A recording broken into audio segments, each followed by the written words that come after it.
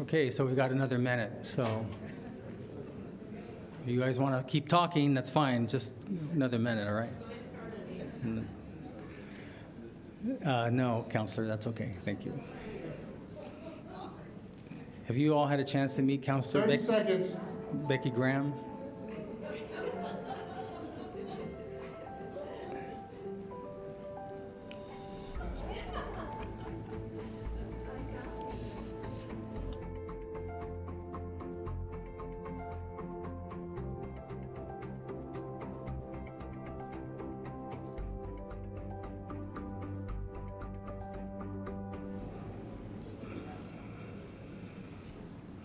Okay, well, welcome. Thank you for coming out here today. Before we begin, I just want to share with you, if you haven't heard the news, there was a tragedy in one of our sister cities there in Juarez last night. At the migrant holding facility, several people died. And so I'm going to ask if you please rise and we'll have a brief moment of silence. I also want to take an opportunity to thank the Mayor Juarez, Cruz Perez Cuellar, for not only your attendance and Mrs. Perez Cuellar, but also we appreciate all that you do with your policies to help us there deal with the migrants. I know you work well with the United States government, and we appreciate you very much.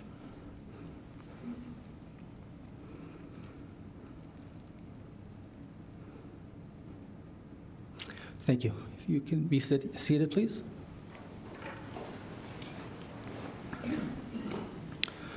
Okay, so good afternoon, everyone. Thank you for attending. First of all, welcome. Bienvenidos a todos. As always, I wish to express my deep appreciation to my colleagues on the City Council, our city staff, for those of you all citizens here in attendance, here in person, as well as those watching on television. I would also like to welcome my wife and First Lady, Rosie Miyagishima. Thank you for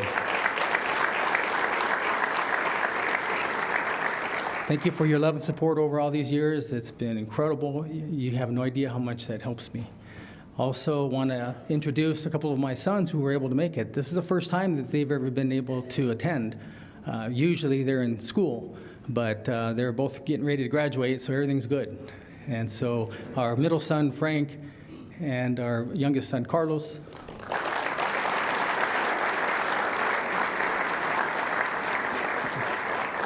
And then also my middle brother, Robert, my sister-in-law, Maura, and my niece, Laura Miyagishima. Thanks for attending.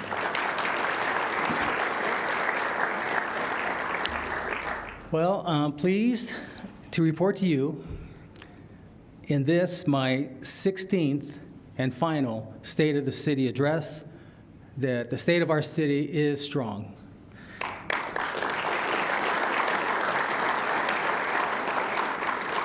A continuing source of that strength is the commitment of successive councils and city administrations to fiscal responsibility and careful stewardship of city resources. We continue to maintain twice the financial reserves required by state law. Our bond rating is high, allowing us to save taxpayers hundreds of thousands of dollars in interest rates. In January, the Government Finance Officers Association awarded us our 18th consecutive Certificate for Excellence in Financial Reporting, along with 2 other awards for excellence and transparency in reporting to the public.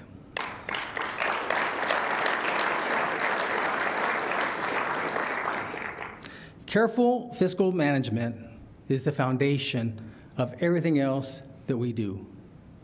It's customary at this point in a State of the City address to review the past year's accomplishments and look to opportunities and challenges ahead. I hope you don't mind if I take a broader approach today, sharing some historical perspective of how we arrived, where we are as a city, some of what we've learned about ourselves in the process, and a few things that we might want to keep in mind going forward. When I first came into office in 2007, the overriding concern was about land development at the margins of our city. Development that many residents, including me, I was serving at that time as a city councilor, thought was taking place carelessly and without direction, and with little regard with its impact on our community as a whole.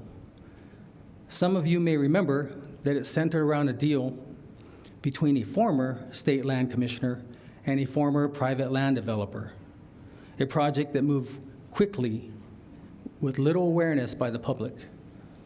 In short order, the City Council, with mine as the only dissenting vote, proceeded in a single meeting to annex and assign zoning rights to over 6 square miles for new development, approving a master plan for some 30,000 residences that were projected to be built.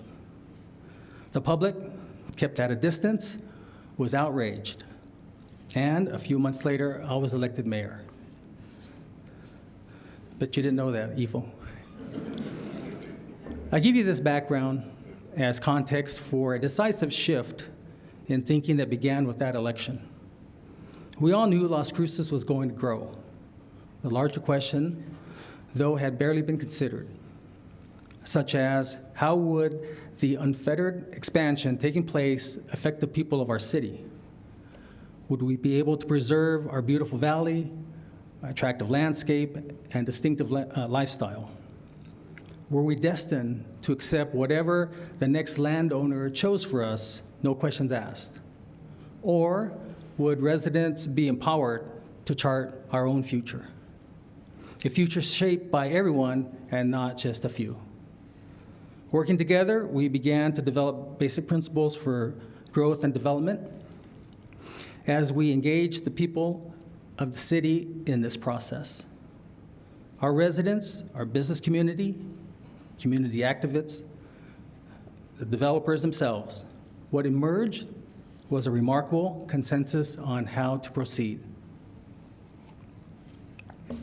One was a commitment, much ridiculed at the time, called smart growth. These principles emphasize a variety of building types and means of transportation, the importance of local neighborhoods, active engagement by the public at large.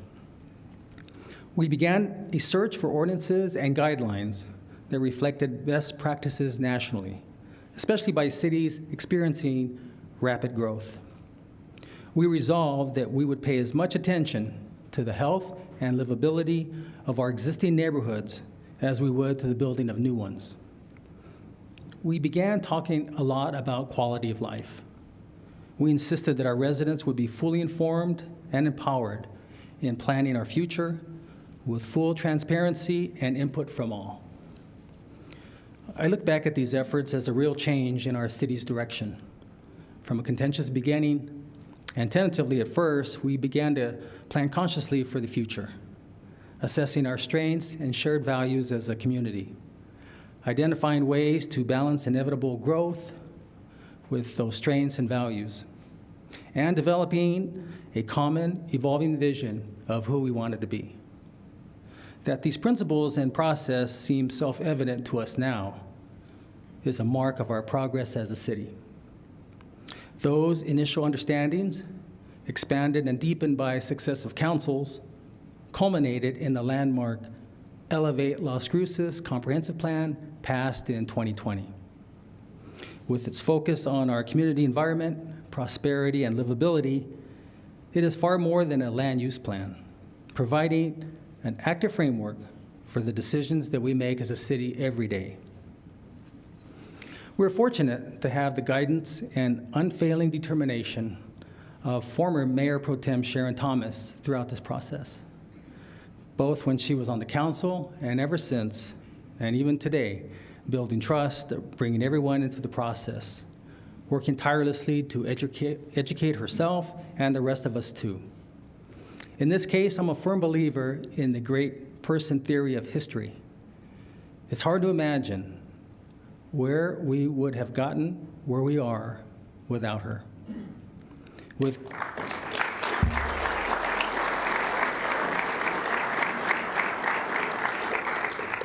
growth and development issues receiving so much attention in these early years, and with all that has happened since, it's easy to forget the arrival during my first year in office of what would become the Great Recession, beginning with the collapse of the national housing market and proceeding through a near meltdown of the world's financial system. This in turn ushered in what many have called the lost decade in New Mexico development, since it took a full 10 years for the economy to return to pre-recession levels. It was clearly a difficult environment, but I don't remember despairing at the time. There was a powerful energy in our new engagement with the future of our city. The downturn did provide a breathing space of sorts. With land development slowed and the national economy contracting, we began to consider building on something more reliable than boom or bust land deals, and the hope that some company might come to our area and, like magic, make everything right. This led us to a second commitment that has made all the difference. We would find success as a city by investing in ourselves.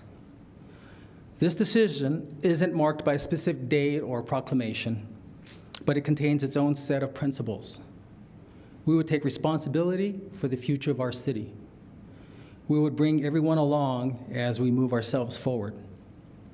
We would put our trust in the creativity and resilience of our people, our commitment to this place and one another, and our willingness to work together for the benefit of all. Assets that keep their value in good times and bad. I realize now that we were making our way to an understanding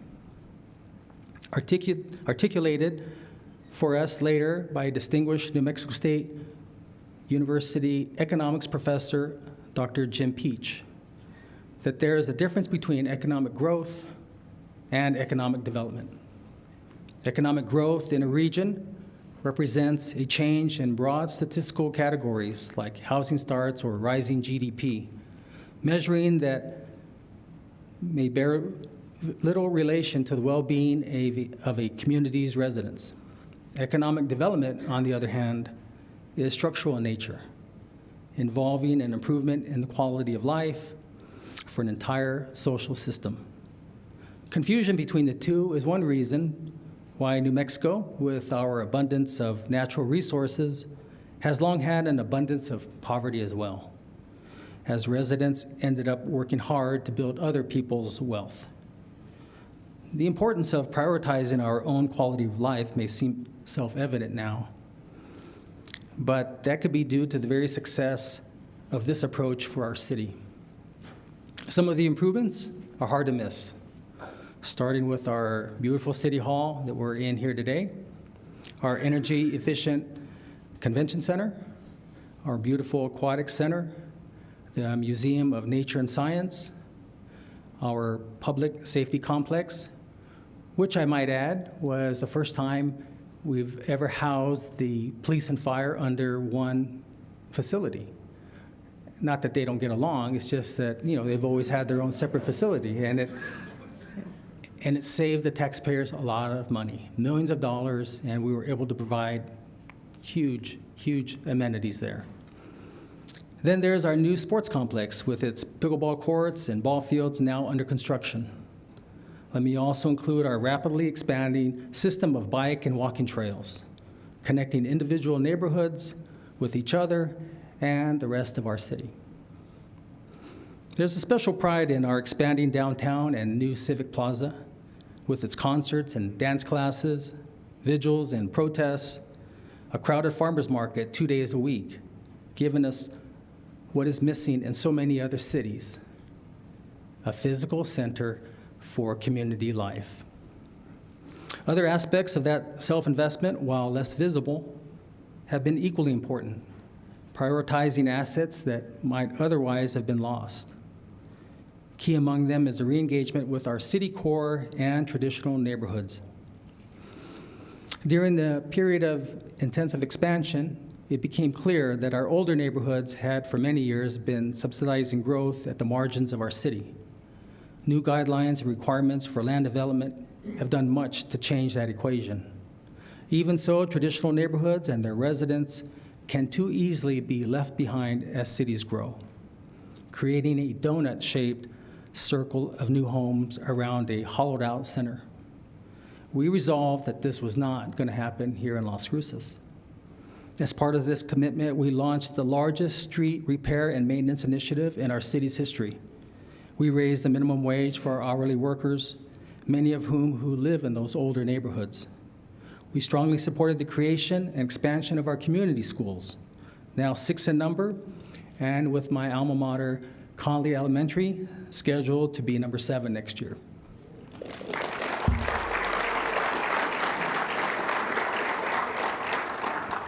These schools have become centers for engagement and interaction for the entire neighborhood. The Lift Up Las Cruces initiative, introduced by City Manager Ifo Pili a few months ago, will put strategic attention on one area of the city and at a time, with a focus on improved infrastructure, targeted support from city departments and area nonprofits, and a variety of special programs from Neighborhood Watch to tree planting and beautification. We also have put new attention on major transportation corridors within the city, like El Paseo, which stretching from downtown to the convention center and the New Mexico State campus, provides a perfect place for much-needed multifamily housing and commerce to serve it. Keep an eye on this space. We hope to be moving forward soon with public-private partnerships that will jumpstart reinvestment there, with similar plans for Picacho and other key corridors coming next. Finally, we have recognized that our essential neighborhoods make up an invaluable repository of already existing moderately priced homes. We are at work through our Realize Las Cruces initiative to enact code changes, encouraging the kind of middle-income housing that was common when many of us were young. Duplexes and triplexes, accessory dwellings and townhouses among single-family homes. Buildings that, in addition to providing much-needed housing, provide wealth-building opportunities for owners of small lots and properties. We want that code structure to encourage neighborhood-based entrepreneurial activities as well, with the dual goal of increasing both local wealth and vibrant city life.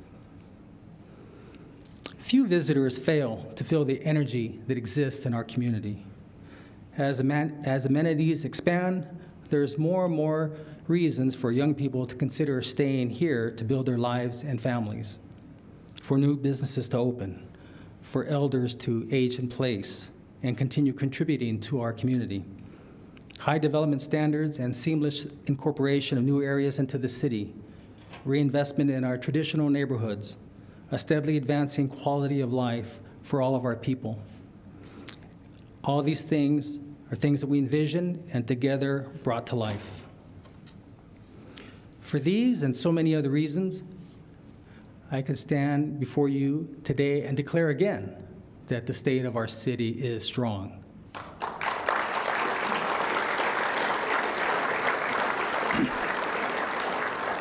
Hey, Mario, your seat's over here. Hey, he's the athletic director of New Mexico State. Come on. I would like to share a few thoughts with my colleagues on the City Council and our city staff, and with those of you who join us here today. First, I want to acknowledge what all of you already know and what I hope I've made clear in my remarks today, that the vision that we've developed and followed over these years and the many successes that we've enjoyed, they're not mine, but they're ours. As engaged public, the creativity and dedication of successive councils and city administrations, the voters who have affirmed our direction in election after election, these are the true authors and owners of all that we have done. It's only natural as I reflect on our time together that I find myself thinking of some of the icons among the councilors that I've served with. I've already mentioned Mayor Pro Tem Thomas, but I find myself thinking of Mayor Pro Tem Dolores Archuleta.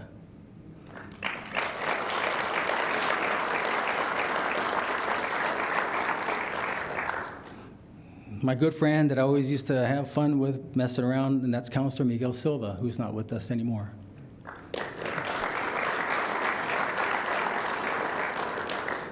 Councilor Nathan Small, now Representative Small, Chairman Small. We'll just call you King Small. We're really proud of your success. Councilor Olga Pedrosa, who's no longer with us as well. Councilor Gil Sorg, who couldn't join us, and Councilor Greg Smith, who couldn't join us either. I thank them all for what they did to advance and unite our city. I think of our current councilors as well and their creativity and engagement and all that they do to renew and deepen our commitments as a city, and we're very lucky to have them. Thank you, Councilors Abeyta, who's not here, Councilor Graham, Councilor Bencomo, Councilor Coran, who's not here, Flotis, who's not here, and of course, Mayor Pro Tem Gondeta. Thank you.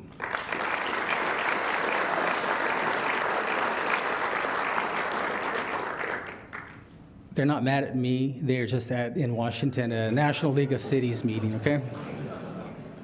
Second, I find myself considering the larger environment in which decisions that we make as decisions of our city. During the years, we worked to redirect our policies on growth and development. We considered an increase in the minimum wage, and these issues were argued vigorously in the news and opinion pages of our local newspapers, one that most people subscribe to either weekly or daily. While we're grateful that the Bulletin and the Sun News continues to serve us, conditions have clearly changed. Sources for local news are much more different, if they exist at all, with less opportunity for the kind of public awareness and robust dialogue fundamental to shared decision-making. This means that we need to double down on our efforts as a city to engage residents and stakeholders, making sure that they weigh in on issues affecting their lives and the future of our city. Neighborhood councils, frequent online surveys, and other city-organized outreach may be helpful in those efforts. A third item that I'd like to mention relates to our comprehensive approach to economic development, which we discussed at some point earlier today. We are a much different city, and we're in a much different position than we were 15 years ago, especially in terms of our attractiveness and sight for new companies. We now have 3 local hospitals and a new medical school.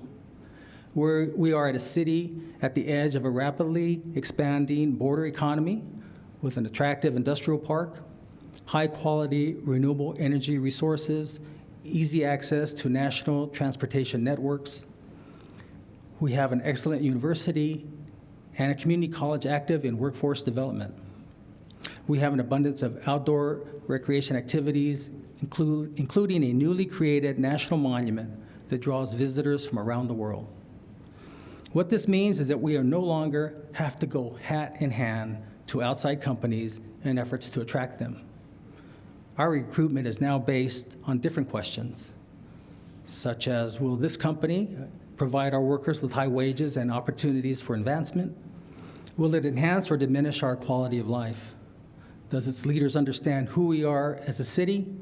And will they become active partners in our progress from here? Fourth, it's essential that we continue our leadership in the area of sustainability. As a city, we face accelerating challenges from changing climate, especially in respect to maintaining our water resources, protecting our residents from extreme heat and fire danger, and avoiding the worst impacts of climate migration. The federal government has allocated hundreds of millions of dollars for rebates and other incentives to help the nation's households and businesses transition to clean energy. It's important that our Sustainability Office receive the staff and funding it needs to make sure that all of our residents, especially those with lower incomes, have access to those opportunities and resources. A fifth and related point involves our relationship with our local electric utility. El Paso Electric will play a critical role in the great energy transformation, and I'm eager to partner with them as they move to zero carbon generation, grid enhancement, and managing the rapid electrification of our transportation, building, and industrial sectors. At the same time, I believe that the city should continue to intervene in El Paso Electric rate cases and other proceedings. Sorry, Rico. We need to remember that the regulatory process is adversarial in nature. And if no one represents the residents' interests, then that balance is lost. Participation by the city and local citizen interveners has saved and will continue to save millions of dollars a year for our area ratepayers, and we need to stay actively involved. Finally, I would like to note that while we prepare as best as we can for all contingencies, new challenges can surge up without warning. The Great Recession I mentioned earlier is one example. More recently, we've dealt with admirably and compassionately with a rapid influx of asylum seekers and refugees from other countries, fellow human beings fleeing failed states, criminal violence, and drought. We spent a year and a half responding robustly to the COVID epidemic, doing everything we could to keep everyone safe. Another challenge that has emerged over the last few years, not just here, but in cities across the country, is the rising incidence, or at least greater visibility, of the severe problems some have with mental illness and drug addiction, domestic violence, and cases of property damage, along with what seems to be more people experiencing homelessness than ever before. We are strongly committed to helping those who struggle to find stability in their lives and within the larger community. We recently inaugurated our mobile health unit based out of the Las Cruces Fire Department, an initiative that sends paramedics and social workers out to connect people with resources to help them cope with physical and behavioral health problems, substance abuse, and isolation from support systems in general. The fire department has also launched a new response team, Project Light, which will intervene and seek to de-escalate crisis situations involving mental health breakdowns, dementia, drug overdoses, and similar emergencies. We've had the good fortune to have the services of the Community of Hope for those who lack housing, many who are mothers and children. Besides addressing the most immediate needs for food, clothing, healthcare, and shelter, Community of Hope works with our city departments and other organizations to provide pathways to safe and secure places to call home. These responses serve as models for other cities around the state and nation. At the same time, we know that there are a handful of neighborhoods that bear the brunt of others' displacement and social dysfunction. We're justifiably proud of our initiatives and services. We want to be helpful to those in crises, moving them back to full participation in community life. Some of us need more attention and support than others. Those experiencing these kinds of crises, however, are not of greater or lesser importance to us than the people who live or have businesses in those affected neighborhoods. All of our residents are important and deserve to go about their daily lives free from worry about the safety of their families, damage to their property, or finding people unknown to them occupying their doorways, parking lots, and yards. I know this, and the City Council knows this, but I wanted to say it clearly today. I pledge to you that we will continue to work with our social services, our police and fire departments, codes enforcement, and other city agencies with our legal system and every resource at our disposal to address this challenge both systematically and more immediately, working together until we get the issues resolved and come out on the other side. We'll address this challenge the same way we've successfully addressed so many others over the years, working together to make life better, each and every one of us, day after day, week after week, challenge after challenge. because that's what great cities do. I will, of course, be an active part of these and other efforts in the coming months. I feel fortunate to have played a role in our progress together. I'm honored by the trust you've placed in me and grateful for your friendship and support. Thank you for being with us here today, and thank you for the opportunity to serve as your mayor. Thank you.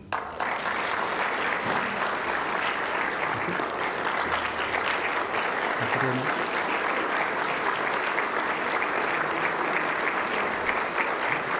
Thank you. Thanks.